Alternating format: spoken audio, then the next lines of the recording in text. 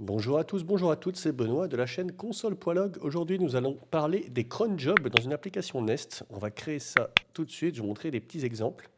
Alors, on va commencer par créer un nouveau dossier qu'on va appeler par exemple cron. Voilà, on va rentrer dans ce dossier. Là, on va donc faire ici d'autres options pour pouvoir l'ouvrir avec code directement. Voilà, il s'est ouvert sur notre écran, bien entendu. Et là, on va ouvrir un terminal ici. Alors, faites gaffe, si vous êtes en PowerShell, ça met ça souvent par défaut avec Windows. Ça va pas bien marcher. On va grossir un petit peu pour le filmage, ce sera mieux. Et il faudra passer donc en bash. Et vous allez faire ici un nest new. Et vous avez le nom de votre projet. Je vais l'appeler Macron. Voilà. On choisit NPM. C'est parti. Ça installe. Et une fois que c'est fait, il va falloir aller dans le dossier. Donc une fois que vous avez installé, vous devez donc aller dans le répertoire de l'application. Donc c'est des cron, on l'a appelé cron. On est dans le répertoire, on va ouvrir ce répertoire sur le côté et vous avez donc l'installation de base de Nest qui s'est faite. Hein. Dans Source, vous avez le app, le service Hello World de base de Nest qui est toujours en place quand vous créez une application Nest. Nous allons maintenant créer deux modules. Le premier, on va faire donc Nest Generate, donc on a un G, MO pour module, et on va l'appeler cron sent, le module qui va envoyer des événements. On va également faire vers le haut ici, créer le contrôleur et le service qui va avec. Hop.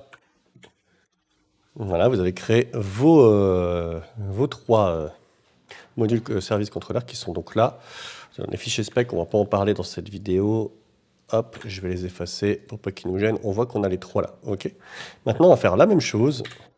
On commence par le module, mais on va l'appeler, eh bien, cron receive. Voilà, par exemple. Ça va être donc le module qui va recevoir les événements qu'on va générer avec le premier module, le cron send. Voilà, hop. Et on crée le service également. On va devoir maintenant installer deux packages qui vont nous servir pour ce petit cours sur les cron jobs, on va dire. On va installer donc les packages de Nest qui s'appellent le schedule. Donc on fait npm install nestjs/schedule, schedule, je sais pas comment on dit en anglais. Et l'autre package qui s'appelle le event emitter. Voilà. Vous installez ceci. Voilà, c'est fait.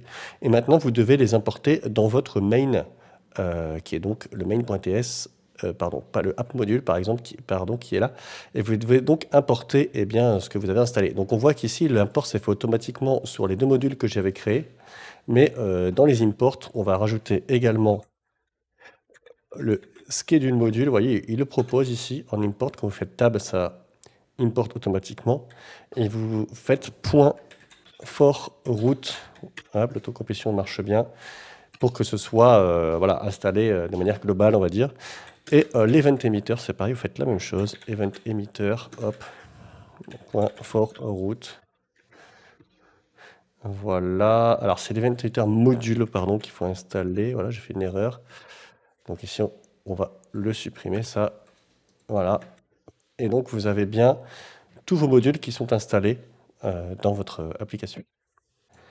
Alors tout d'abord, nous allons vérifier si l'application fonctionne bien avec npm run start dev. Vous allez lancer votre application et normalement, il ne devrait pas y avoir de problème. Voilà, ça fonctionne très bien. Donc si vous allez sur votre navigateur internet, vous allez faire localhost 3000, vous allez tomber sur voilà, une page qui va dire Hello World.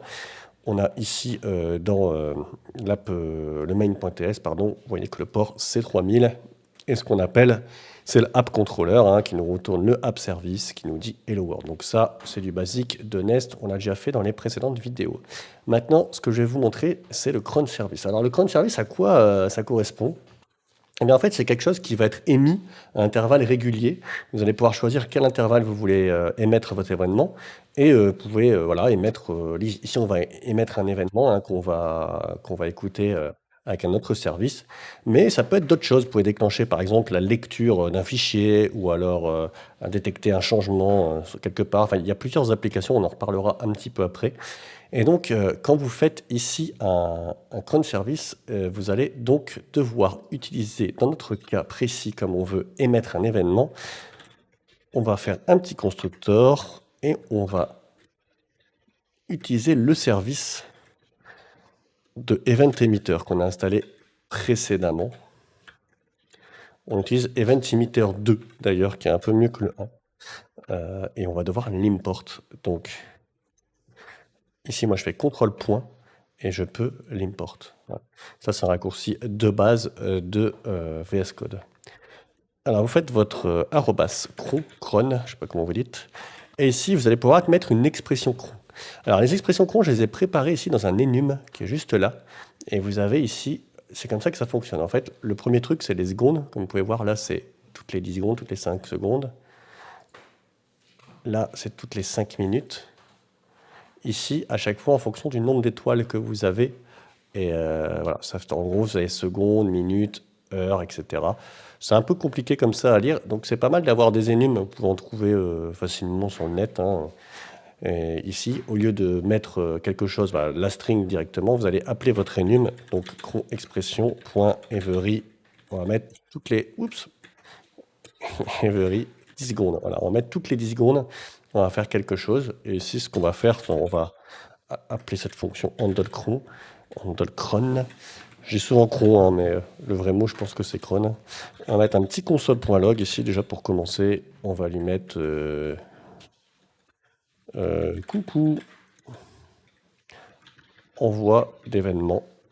Voilà. Coucou, envoi d'événements. Clac. Et on va appeler notre service.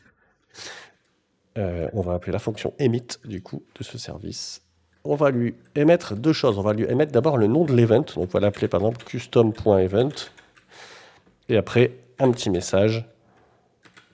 Et on peut lui mettre comme message... déjà, on met un message. On lui met... coucou depuis Cent. Voilà, coucou depuis Cent. On va lui mettre ça. Voilà, et donc, tac, tac, tac, on va sauvegarder. Et là, vous voyez que j'ai une erreur. Cette erreur, je regarde un petit peu à quoi ça sert. C'est pas importé, en fait, tout simplement. On va l'import, voilà. Donc, Nest schedule, hop, on sauvegarde. Et ici, on devrait avoir normalement notre cron qui va se déclencher au bout de 10 secondes et qui va console log l'envoi d'événements et le coucou. Voilà, coucou, envoi d'événements. Voilà, on l'a. Ici, ce message-là, il va être émis et il va être capté par le deuxième service. On va voir comment tout de suite. Donc, dans notre deuxième service, qui va être celui qui va capter l'événement qu'on a émis, vous allez devoir appeler une méthode afin de récupérer cet événement. On va import onEvent qui va venir également de event emitter. Voilà.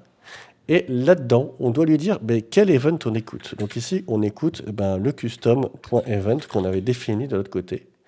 Et on va lui dire qu'est-ce qui se passe quand tu captes cet événement. Donc on va définir une fonction. On va l'appeler handle custom event. Elle va recevoir un payload qui va être pour l'instant typé any parce qu'on ne sait pas vraiment ce qu'on reçoit. Nous, on sait qu'on envoie une string, mais bon. On va les mettre en any console.log et on peut lui mettre event received, par exemple. Voilà. On va mettre 2 points. Et là, on va mettre le payload, point, et message, parce que le payload, en fait, c'est un objet, le payload, qui va avoir une clé message ici. C'est celui justement qu'on a envoyé ici, la clé message du payload.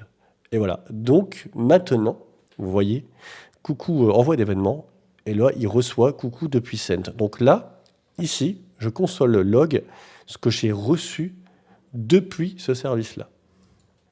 Alors voilà, imaginons que vous êtes dans un exemple où vous devez lancer un cron une fois par jour à 1h du matin. C'est ce que j'ai mis ici, everyday at 1 a.m.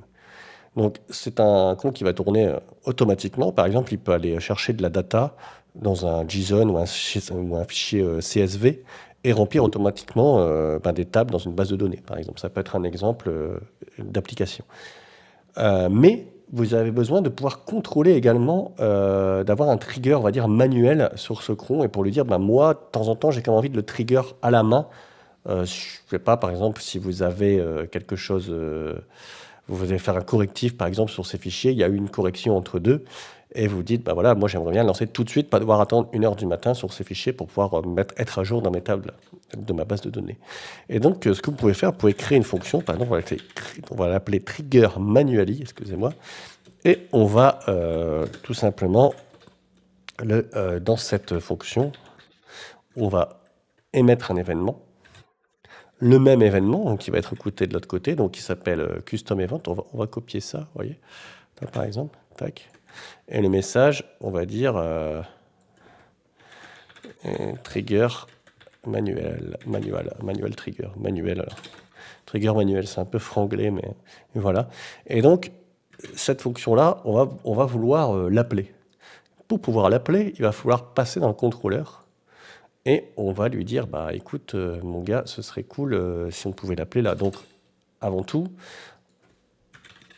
on va appeler notre service.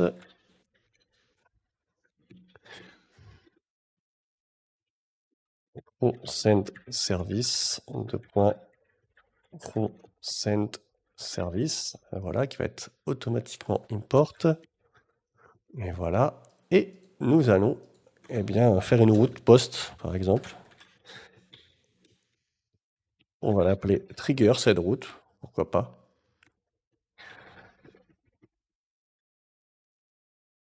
On va créer cette fonction trigger manually. Et on va appeler le service.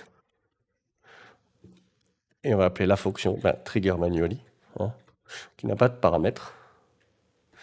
Hop là. On va return un objet, par exemple status manual cron triggered. Voilà, on va dire ça. Alors le post, bien sûr, faudra l'importer.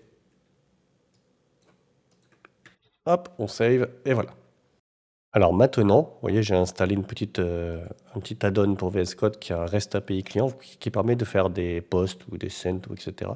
directement dans votre VS Code. Si j'envoie ma requête post à l'adresse donc, qui s'appelle localhost /cronsen/trigger, je vous rappelle que dans mon contrôleur, j'ai mis trigger et que je suis dans le cronsen, donc cronsen/trigger. Hop, j'ai trigger manuellement mon cron. Trigger manuellement. Voilà tout l'intérêt de pouvoir créer des fonctions qui permettent en quelque sorte d'override le temps du cron auquel vous voulez trigger votre fonction. Ça peut être très utile dans une application Nest que vous allez utiliser au quotidien. Voilà, donc vous avez l'explication rapide de comment marchent les cron jobs dans Nest. Alors l'utilité, ça peut être par exemple pour supprimer, nettoyer des fichiers, un nettoyage automatique, vous pouvez les lancer. Vous pouvez les lancer également pour, envoyer des mails automatiquement, par exemple un mail tous les jours à 9 heures. Vous pouvez les utiliser pour synchroniser des données avec une API externe. Régulièrement, vous faites une synchro, voilà, ou générer des rapports par PDF, ou voilà, il y a plein d'applications possibles. J'espère que ça vous aura été utile. Je vous dis à bientôt sur la chaîne. Ciao, bye.